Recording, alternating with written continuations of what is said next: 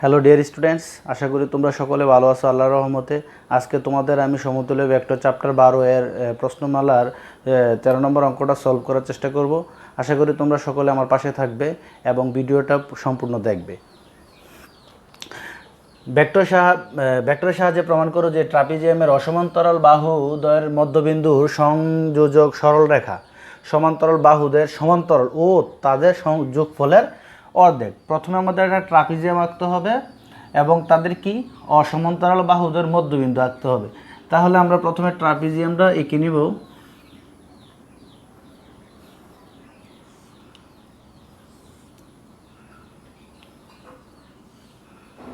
তাহলে আমরা এ B C D দ্বারা আমরা এটাকে সূচিত করলাম। তো অসমান্তরাল বাহু বলতে এখানে বোঝানো হচ্ছে এডি ও বিসি বাহুকে, আর এবি আর ডিসিটা হচ্ছে কি সমান্তরাল বাহু। এখানে এডি এবং বিসি হচ্ছে কি অসমান্তরাল বাহু। তাহলে বলছে যে অসমান্তরাল বাহুদের মধ্যবিন্দু, তাহলে এডি এর বাহুর মধ্যবিন্দু আমরা ধরলাম কি ই ধরলাম, আর বিসি এর বাহুর মধ্যবিন্দু আমরা কি ধরলাম এফ ধরলাম। পরে বলছে যে সংযোজক সরল রেখা, একটা সংযোগ করে দিলে আমাদের একটা কি উৎপন্ন হবে, সরল রেখা উৎপন্ন হবে। আমরা সংযোগ করে দিলাম, তারপরে কি হলো সরল রেখা। আর এই সরল রেখাটা কি হবে, সমান্তরাল বাহুদের সমান্তরাল হবে। সমান্তরাল বাহুটা কি এবি ও ডিসি, তাদের সমান্তরাল হবে কে ইএফটা। ও তাদের যোগফলের অর্ধেক, তাদের যোগফলের অর্ধেক বলতে বোঝানো হচ্ছে এবি প্লাস ডিসি, তাদের দুইটা সমান্তরাল বাহুদের যোগফলের অর্ধেক। তাহলে আমরা হাফ দ্বারা গুণ দিলে তো অর্ধেক হয়ে গেল। তাহলে আমরা এই জিনিসটাকে এখন আমরা এক্সপ্লেইন করব। দেখো কিভাবে করি, একটু আমরা দ্বারক রেখাটা দিয়ে দিই দিকে, এ থেকে বির দিকে, ই থেকে এফ এর দিকে, ডি থেকে সি এর দিকে একই ক্রমে যাচ্ছে। তাহলে মনে করি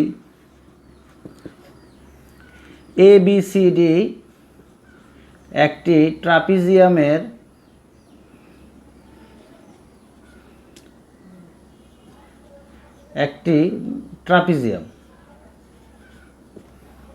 যার এডি ও বিসি বাহুদ্বয়ের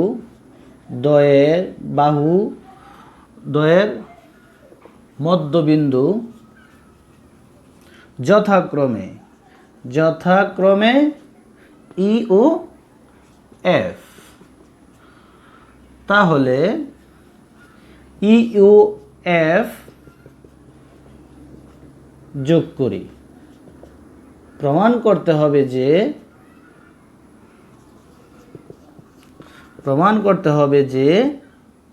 কি প্রমাণ করতে হবে, ইএফ সরলরেখাটা সংযোগ হওয়ার পরে ইএফ সরলরেখাটা কি এবি ও ডিসি বাহু সমান্তরাল। তাহলে বলবো যে ইএফ রেখা এবি ও ডিসি বাহুর সমান্তরাল।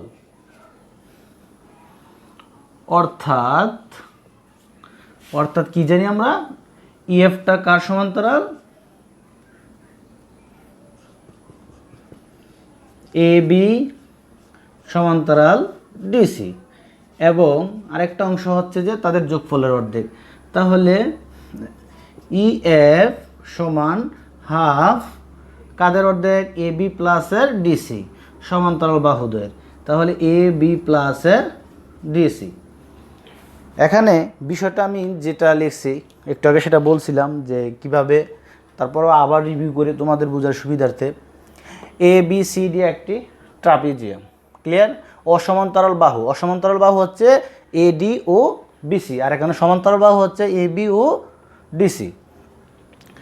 তাহলে অসমান্তরাল বাহুদ্বয়ের মধ্যবিন্দু বলছে, তাহলে এডি বাহুর মধ্যবিন্দু ই, বিসি বাহুর মধ্যবিন্দু এফ।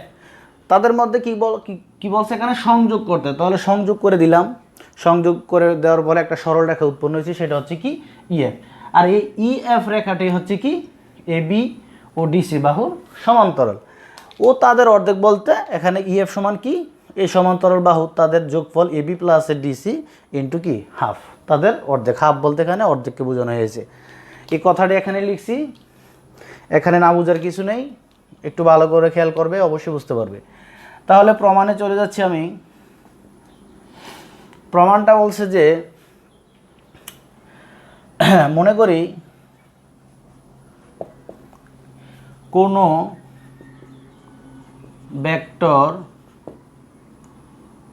ভেক্টর মূলবিন্দুর সাপেক্ষে এখানে শীর্ষবিন্দুগুলো কি আছে A B C D, A B C D এর অবস্থান ভেক্টরটা কি বলতে পারি আমরা A vector, B vector, C vector ও ডি ভেক্টর। তাহলে আমরা এখানে লিখলাম যে কোনো ভেক্টর মূলবিন্দুর সাপেক্ষে তাদের অবস্থান ভেক্টরটা আমরা এ ভেক্টরের ক্ষেত্রে স্মল আর এ ভেক্টর দ্বারা সূচিত করতে পারি, বি ভেক্টরের ক্ষেত্রে এখানে বি শীর্ষবিন্দুর ক্ষেত্রে বি ভেক্টর আমরা সূচিত করতে পারি। সেই অনুযায়ী এ বি সি ডির ক্ষেত্রে আমরা অবস্থান ভেক্টরটা এ বি সি ডি স্মল লেটারে আমরা লিখলাম। তাহলে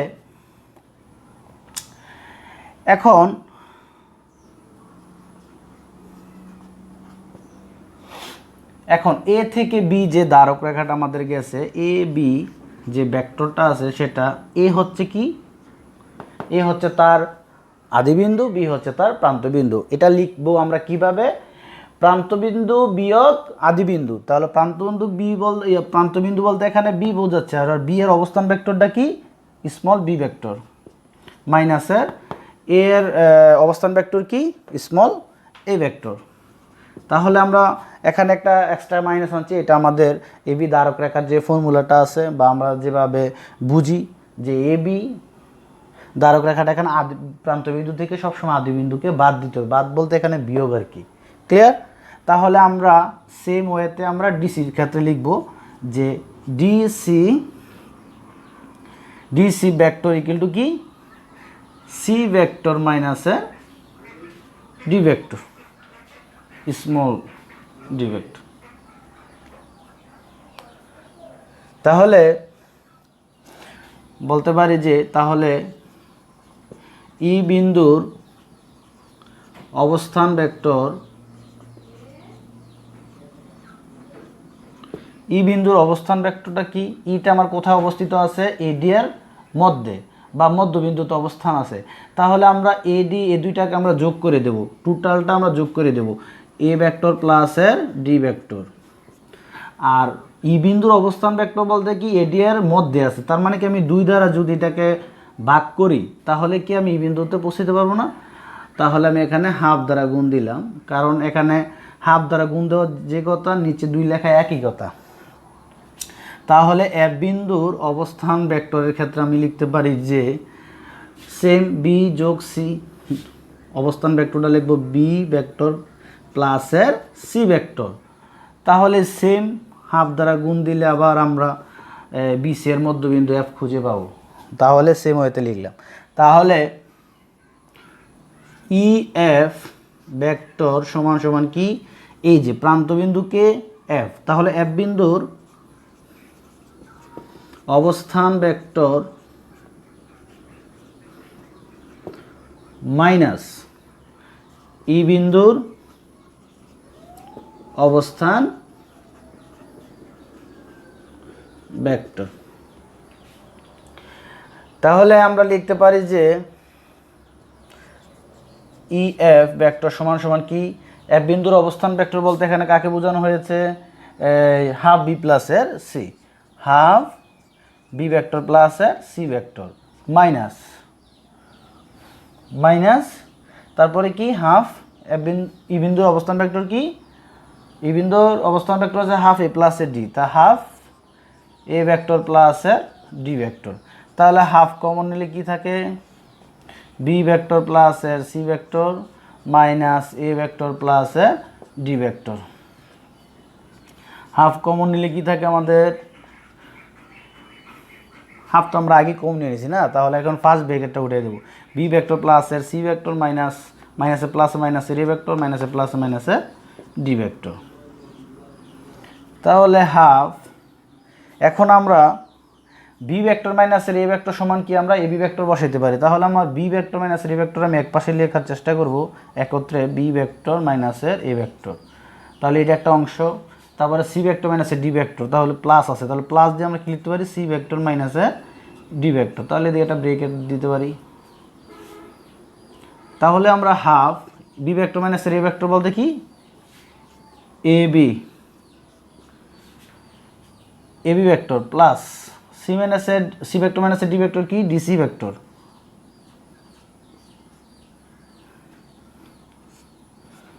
ডিসি ভেক্টর।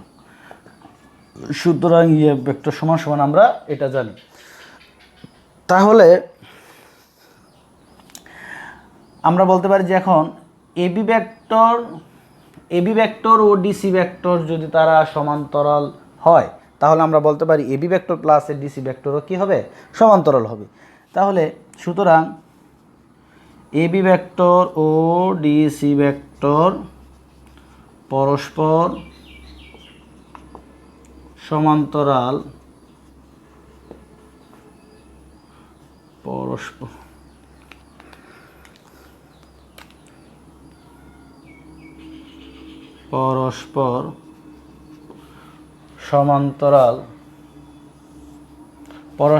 সমান্তরাল হওয়ায় তারা তো অলরেডি পরস্পর সমান্তরাল আছে, এই কারণে আমি লিখছি যে এবি ভেক্টর ও ডিসি ভেক্টর পরস্পর সমান্তরাল হওয়ায় কি হয়েছে এখানে এবি ভেক্টর প্লাসের এই যে অংশটা এবি ভেক্টর প্লাসের ডিসি ভেক্টর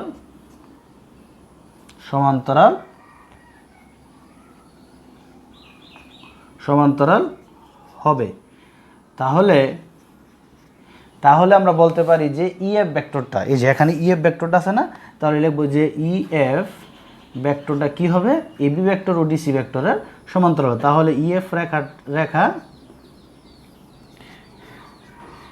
এবি ভেক্টর ও ডিসি ভেক্টর দ্বয়ের সমান্তরাল হবে।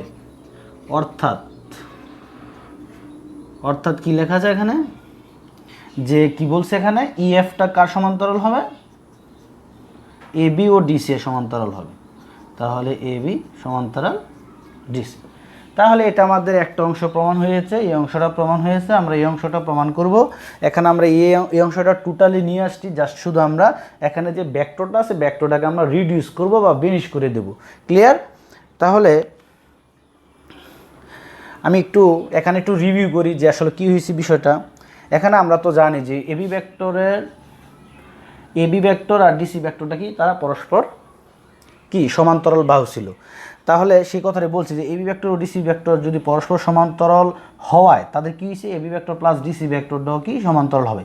তাহলে এই যে ইএফ ভেক্টরটা আছে না, ইএফ রেখাটা কি হবে এবি ও ডিসি ভেক্টরের সমান্তরাল হবে। অর্থাৎ ইএফ সমান্তরাল কি এবি সমান্তরাল ডিসি।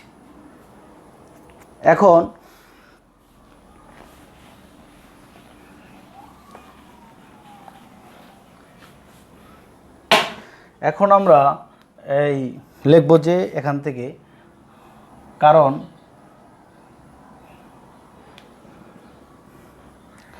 কারণটা হচ্ছে কি EF vector equal to half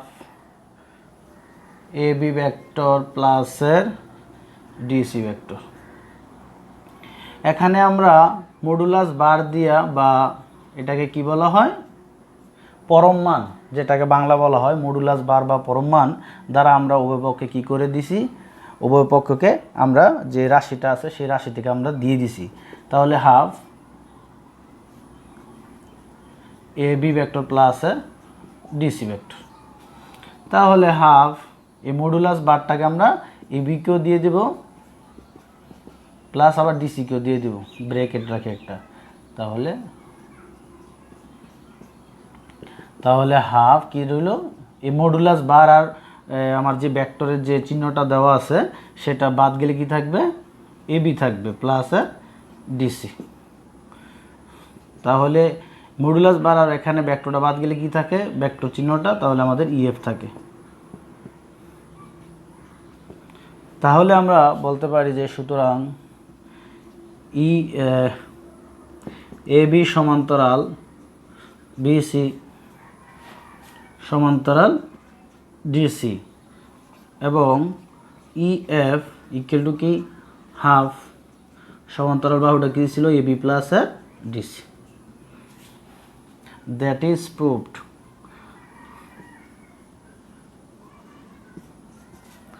তাহলে ডিয়ার স্টুডেন্টস, এখানে যে বিষয়টা ছিল আমাদের মনে রাখতে হবে যে